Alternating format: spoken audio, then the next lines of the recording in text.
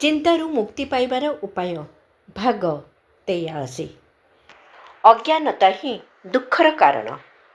ଅଜ୍ଞାନତା ହିଁ ସମସ୍ତ ଦୁଃଖର ମୂଳ କାରଣ।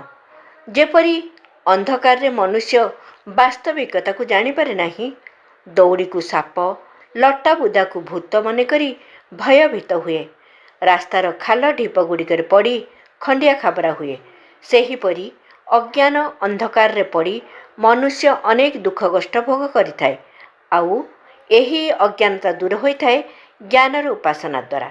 ଜ୍ଞାନ ଦେବତା ସତ୍ ପୁସ୍ତକ ମନ୍ଦିରରେ ନିବାସ କରିଥାନ୍ତି। ତେଣୁ ସତ୍ ପୁସ୍ତକ ପଢ଼ିବା, ଅନ୍ୟକୁ ପଢ଼ାଇବା ପାଇଁ ଘରେ ଘରେ ଜ୍ଞାନ ମନ୍ଦିର ସ୍ଥାପନ କରିବା ଉଚିତ। ଧନ୍ୟବାଦ। ବିଚାରକ୍ରାନ୍ତି ଦୂତ ୟୁଟ୍ୟୁବ୍ ଓଡ଼ିଆ ଚ୍ୟାନେଲକୁ ସବସ୍କ୍ରାଇବ୍ କରିବା ସହ ପରବର୍ତ୍ତୀ ଭିଡ଼ିଓ ପ୍ରାପ୍ତ କରିବା ପାଇଁ ବେଲ୍ ଆଇକନ୍ ଦବାନ୍ତୁ ଏବଂ ବିଚାରକ୍ରାନ୍ତି ଦୂତ ଓଡ଼ିଆ ଫେସବୁକ୍ ଓ ଇନଷ୍ଟାଗ୍ରାମ ସହ ଯୋଡ଼ି ହୁଅନ୍ତୁ। ଧନ୍ୟବାଦ।